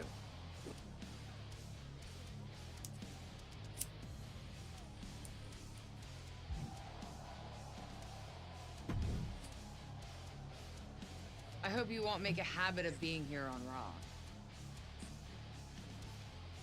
nice to see you too, Charlotte. And don't try pulling what you pulled on Lita on me. First of all, you wouldn't succeed. I'd wipe the floor with you. But I'd rather not expend the minimal amount of time and effort it would take to do so. Oh shit.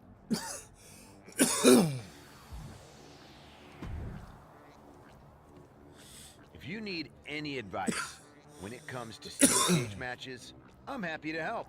It's one thing to take on a legend, but I've taken on a McMahon in a steel cage. Naturally, it was a memorable instant classic of a match. Wait, didn't you lose that match?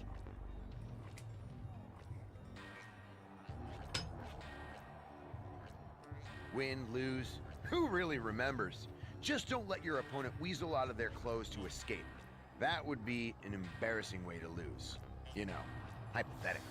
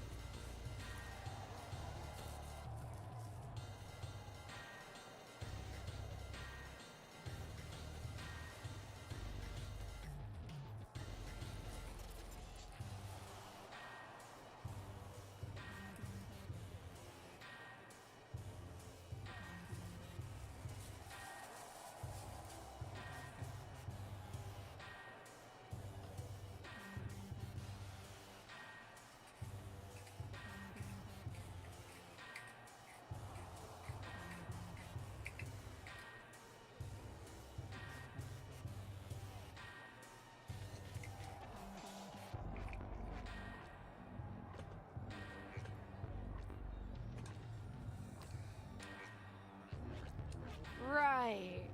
I think I'm good on advice. Suit yourself.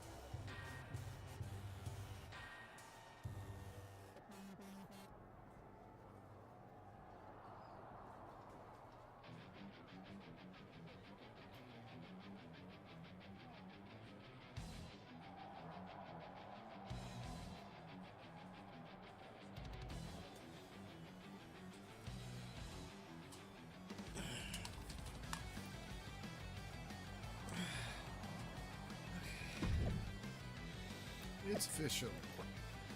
First woman in WWE compete a steel cage match. Lita returns to action on Raw in a steel cage match against Cake? You've got to be kidding me.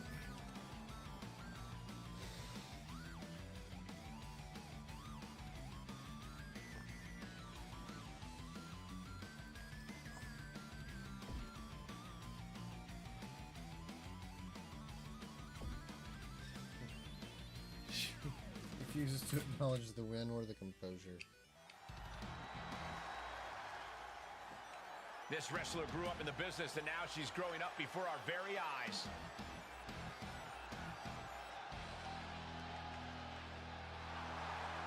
The following contest is a steel cage match.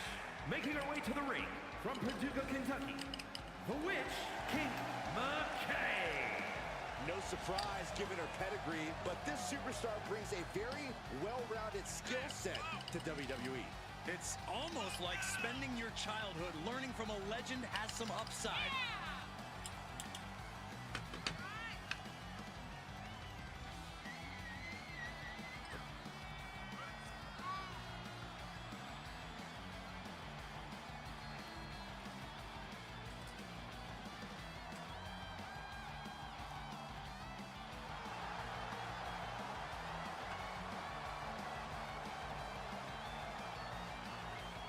This second-generation superstar looks to finish on top in this one.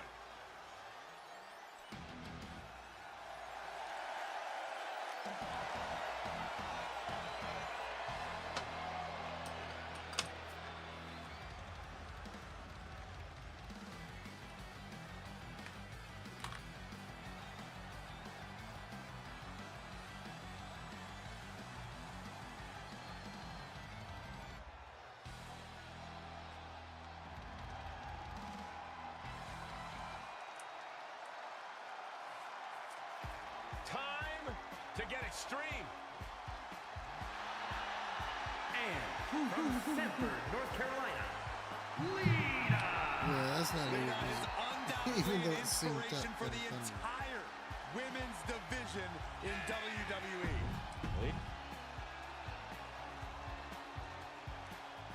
The road to WrestleMania is paved in steel tonight as the legendary Lita and her opponent square off in a steel cage match here on Raw. After suffering a brutal backstage attack, Lita will be looking to teach her attacker a lesson about respecting her elders. Make that Hall of Fame, Elders, Saxton. Oh my goodness. Rollerball. And she is sent crashing back to the mat. Oh, that could not have felt good. Working on the arm, armoring. Oh, and a kick. That was nasty.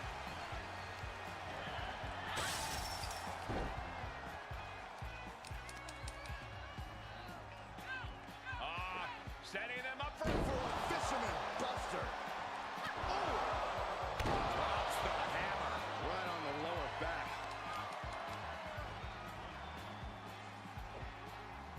Oh, God, that'll rearrange her skull. And Lita's being broken down. Lita needs to figure things out. She's forced onto the defensive now. She knew what was in store when she stepped into that cage.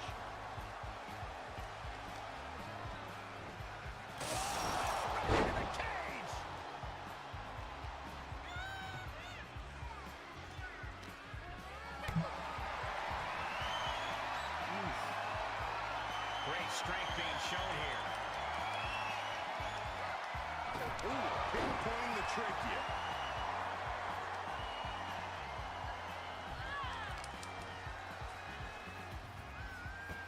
Suplex. She's struggling to defend herself. She has to build the strength to turn the tide.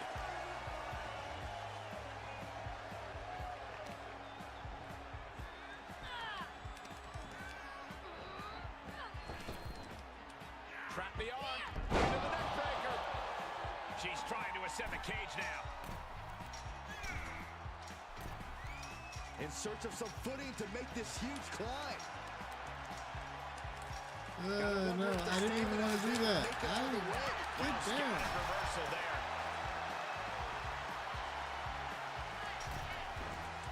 Lita's losing any There we go. control. Can Lita withstand this? Jeez. She's starting to tire a little. This match has been so back and forth. I think it could still go either way. Butterfly suplex. She's firing up, no doubt about it. Measured elbow drop, driven down. And Lita reverses it. And Lita is finally changing the tempo with that attack. It's time for her to take advantage of that misstep and take command. Flattened with a downward spiral.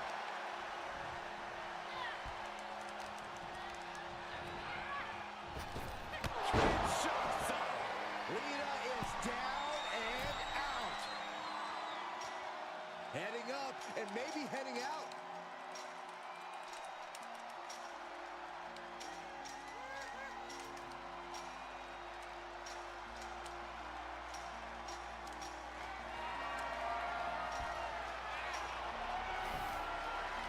She's moving up the cage here. Making the big What? climb towards victory.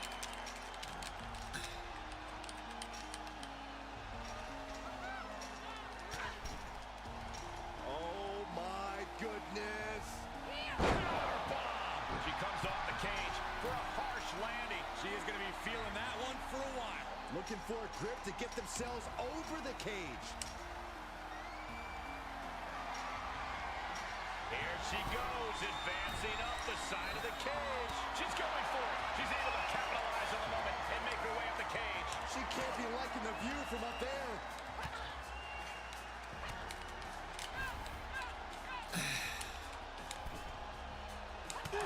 Miraculous recovery. So close to the very peak of the steel cage.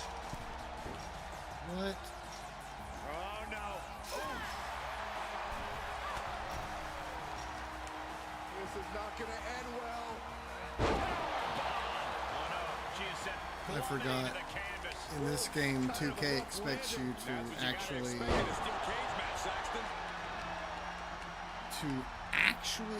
kill your opponent. And there you see her moving up the cage. Feels like it's opportune time to get out of here.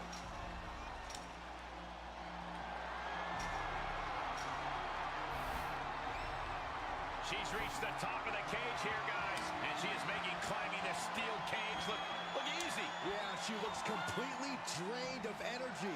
This is it. This is it. They can practically taste it.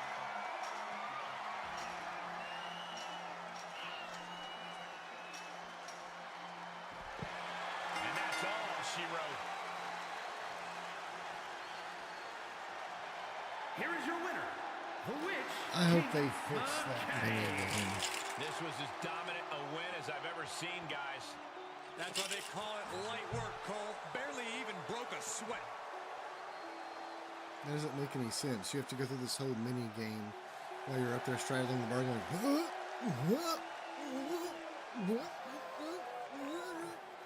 I forgot what I'm doing. It's so weird. I forgot what I'm doing. I'm suddenly afraid of heights. And then you teleport back into the cage.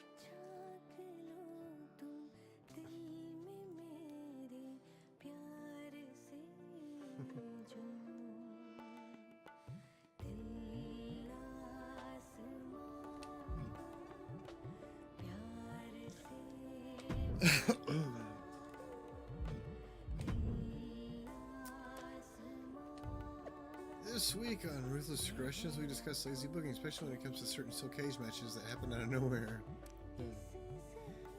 That was one for the history books. No, it wasn't. Not in a good way, anyway.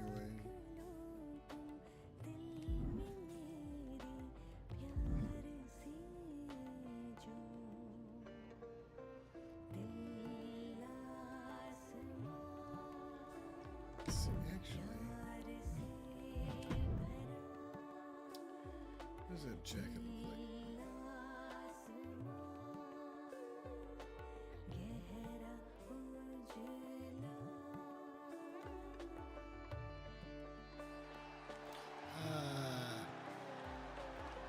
Wrong button.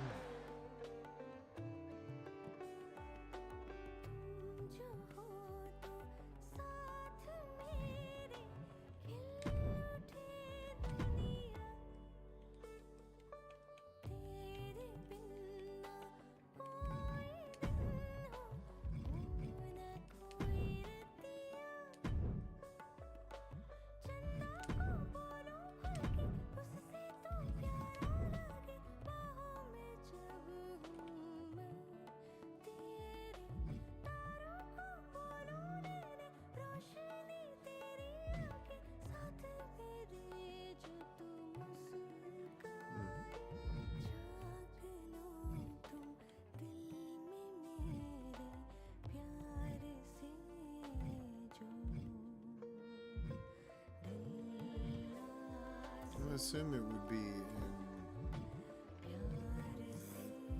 WWE.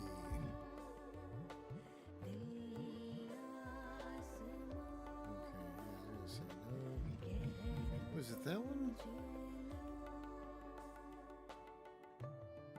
Yeah, it is. Lita. Made for someone with double D's. Okay. Yes, I saw.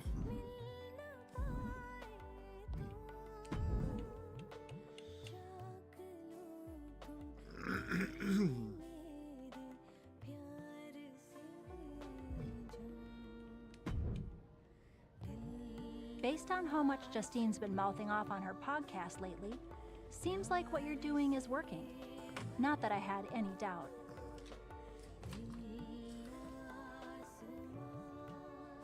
And with WrestleMania right around the corner.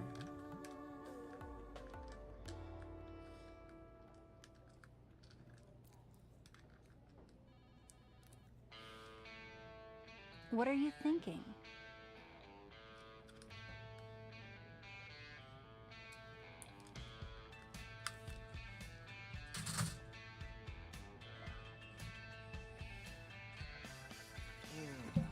I think it's time I stop avoiding Justine. The two of us need a face-to-face, and I know exactly where to do it.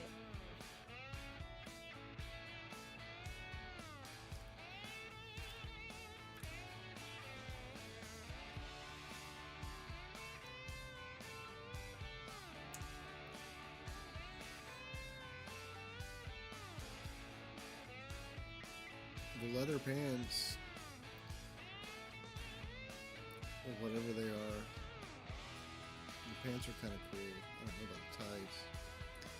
I mean, I guess tights are cool, just colored. Pants, I don't know, but I kind of like the pants I got.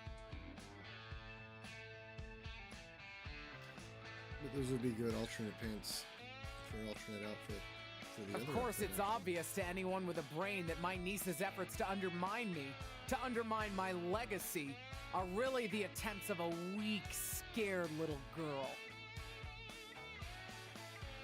I just want to talk. Seems that we have an unexpected guest today. You may know her from her recent humbling loss to me at Elimination Chamber. My niece, or as she always asked to be called growing up, Little Justine.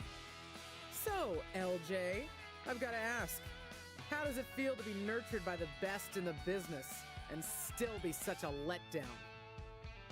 You know, you were the best in the business, Aunt Justine. I'm sure you didn't make the trip here to tell me what I already know. But isn't that what you said you want? For someone to give you your due? See, after the initial shock of seeing you at Elimination Chamber, I've had some more time to think. And you're right. You were never given proper credit for what you did and what you accomplished. So you did join me to make my own point. What's that you said on SmackDown? About having to survive a world 5 times as hard and 7 times as brutal? In the moment, I think I would have said you were making excuses. But now I know you're exactly right. Yeah. You did work harder to get less. You should have been the main event week after week when you were in WWE. Sure, they threw praise on your name after you retired, when management decided they needed to add another woman to the Hall of Fame. Or now when they want to get a Legends ratings bump. Fans buy into that nostalgia but forget what it was really like for you. How they treated you when you were on the roster. What do you know about it? You don't understand. But that's just it. I do understand. You've been teaching me since my first day in WWE. And you know what I finally really get? Everything that you've complained about, that you're mad at, for all that you blame management or other things beyond your control. It's always been me who's been your real target. Because I'll never know the limitations that you did. I will get to push myself in ways you never could. Have opportunities that you never would have been given. And see how far I can really go. And you? Justine, you're a legend. The best of her time. Maybe could have been the best of all time if you had a level playing field. But the fact that you'll never know and I will, that's what you'll never forgive me for. And that's what's going to allow me to replace your legacy with my own. You ungrateful You're a selfish, self-centered, only thinks for herself. Because I'm the only one I could ever count on. Looks like we have something in common then, because I certainly couldn't count on you. You don't deserve your talent. It should have been me. But it's not you, Justine. It's not you. Stab her back. It'll be me at WrestleMania. I've still got it. Sure, you've got what's left. Enjoy it while it lasts. But me? I'm just getting started.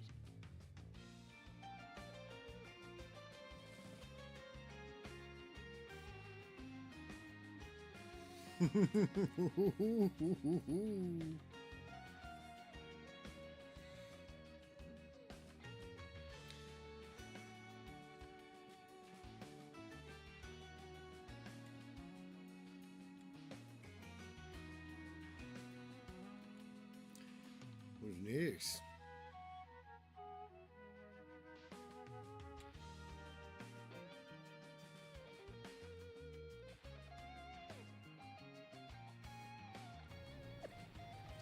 After the most explosive episode of Justine's podcast, Ruthless Aggression stage is set for WrestleMania.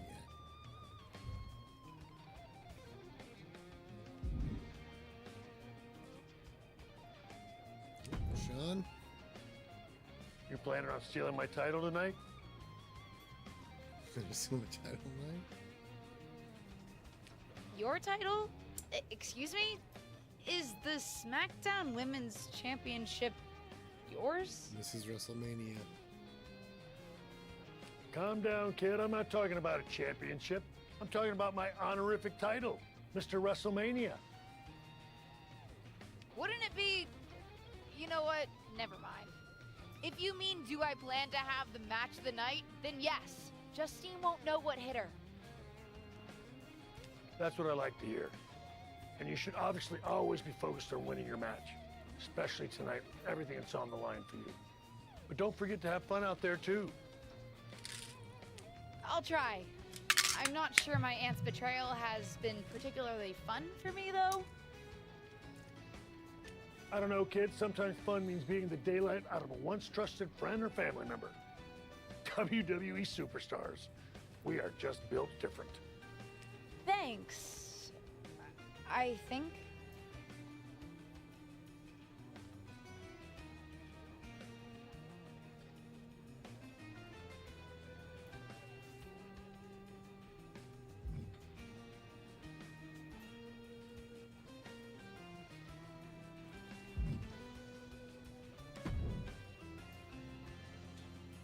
Seen a lot of people go out on the grandest stage of them all, but this feels different. Who are you rooting for, Tom?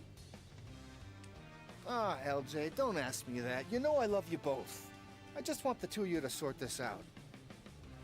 Nobody's perfect, LJ. Least of all your aunt. But she's a good person. Even when she was trying to get you to turn against your tag team partner, yes, people talk around here, she thought she was looking out for you. Well, now she's just looking out for herself. That may be, but both the friend and the fan in me is hoping for a time when you two are past all of this. I guess watching you come out in her gear in your debut just put an idea in my head of how things could be if you worked together. We'll see, Tom. We'll see. It's weird how with some of the responses you gotta hit the button, others you don't. So I guess I'm just gonna have to wait every time from now on. Here's my girl. WrestleMania! Can you believe it? Would it come off as entitled if I said that I can? I mean, I'm here, and it's happening. Aw, LJ. Regardless of what you do, you'll always come off as entitled to me. Ava! Just kidding. But seriously, kick her ass out there. After everything she's put you through, You deserve it. Good luck. Thanks, Ava. That's my girl.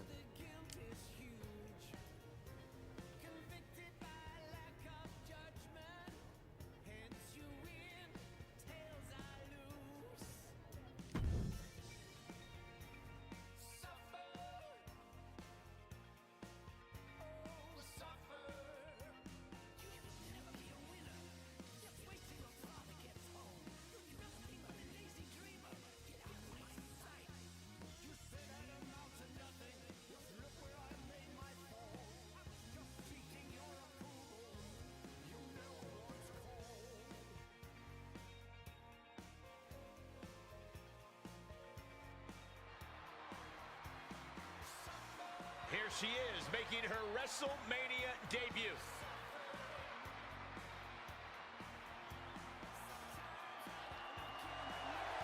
The following contest is scheduled for one fall and is for the SmackDown Women's Championship.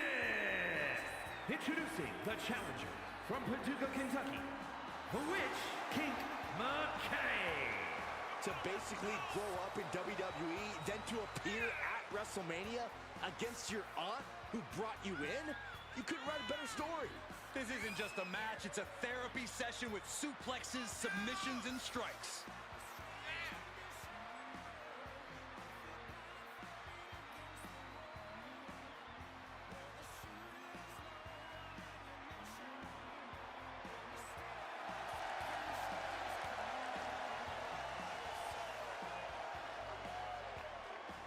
This superstar looks ready to make a statement.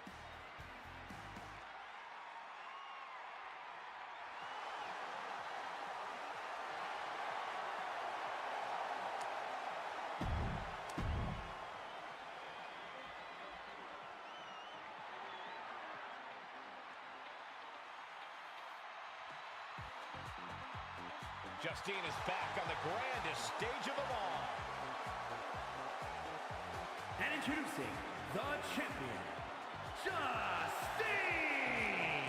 This certainly isn't the first time she's been on the big stage, but for Justine, this WrestleMania will be like no other as she squares off against her own niece. You might worry that Justine might hold back at some point as maternal or protective instincts or whatever take over, but I'm fairly confident she doesn't have any of those, so this is going to be fun.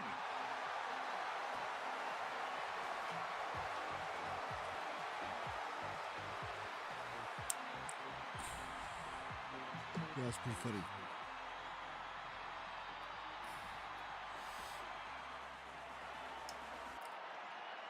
And there's something special in the air these days when the SmackDown Women's Championship is on the line.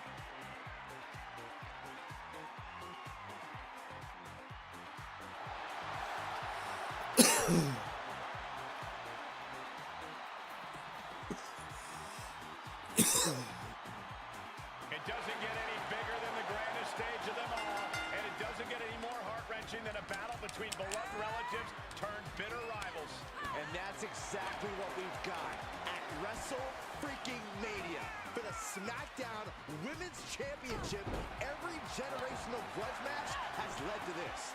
It goes back a lot further than that, Saxton. A lifetime of idolizing her legendary aunt culminates here in this explosive showdown. Outside of the ring now. What's the plan here? Could be some collateral damage on the way here. Everyone needs to clear out, including us. Arm bar. Just stretching out the arm.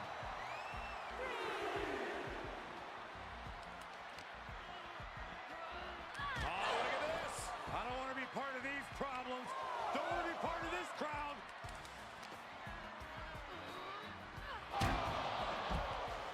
She goes back inside the ropes. Out of the ring, she has to mind the 10 count.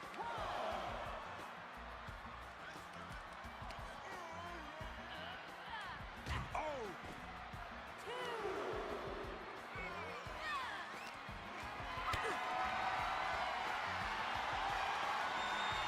Bad predicament right here.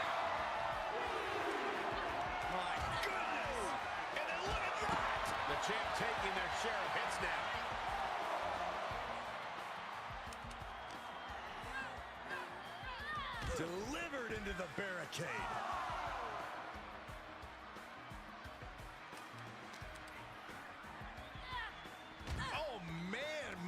barricade.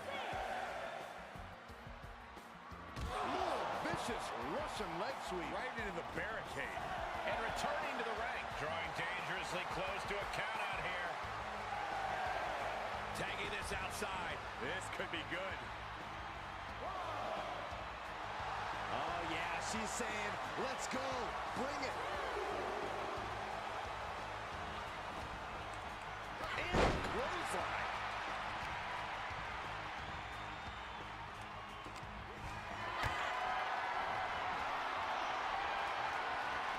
Put her in position now. Justine is getting dominated. Yeah, Justine needs to find that spark to turn things around. Turnbuckle's the only thing keeping her upright. Got her where she wants her. What more can these two superstars do to each other? Whatever it takes. Looking for the fast lane to the pay window. Falcon Arrow! Almost put him through the ring. The champ not in a great place.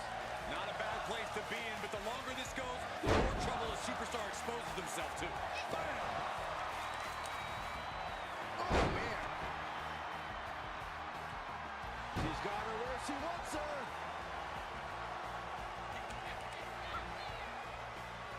Downward spiral.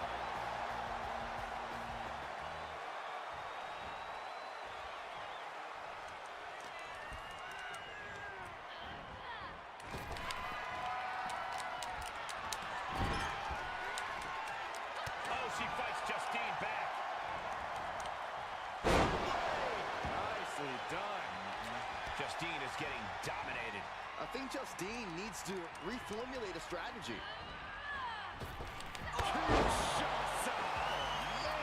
The title might change hands. There's two. What a jaw-dropping show of strength this late into the match. A big opportunity falling through their fingers. You've got to continue fighting and hope your next big move is the last one. Two. No, kick out at two.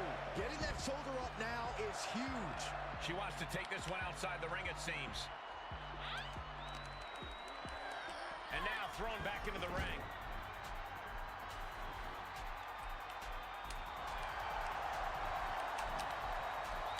Ooh, look at her answering back.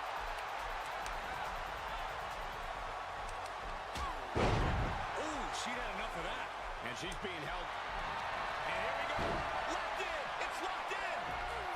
And here we go. She had to prevent herself from being severely injured. Would you have thought it possible with the way the superstar debuted that she'd be standing tall with the SmackDown Women's Championship at WrestleMania? I'd have called it possible, but unlikely, Cole. What a match. And there's no question whose moment this is. Whatever and whoever may have defined this superstar in the past, she's now cemented her own legacy within WWE. We could be seeing this image at WrestleMania for years to come. Wait, what's happening?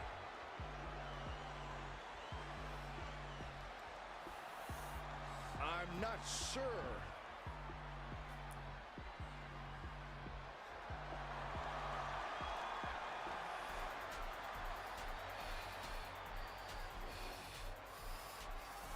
Can Justine be trusted here?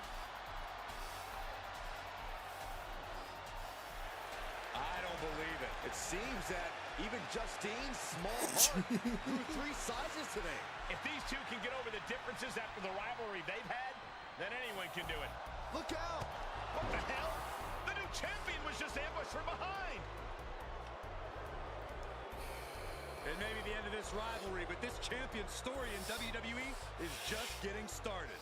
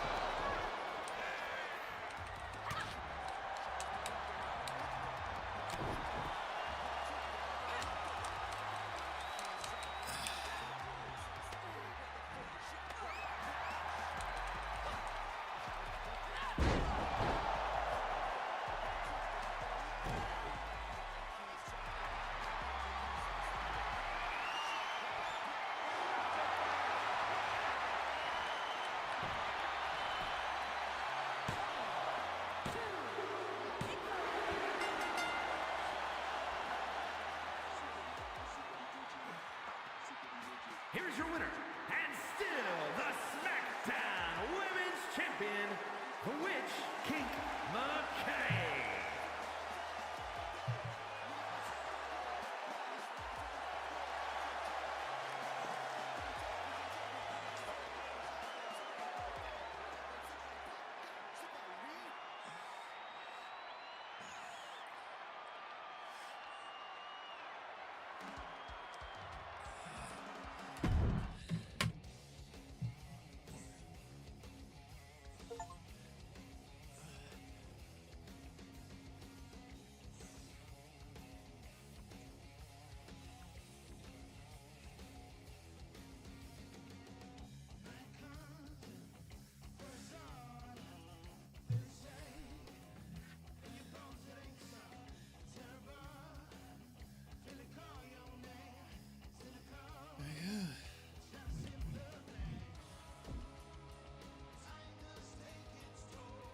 That's it. No.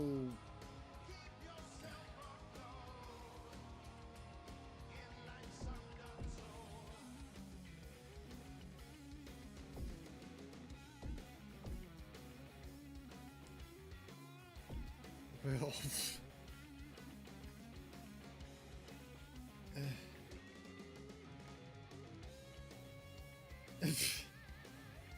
I have to admit that was kind of lackluster there at the end.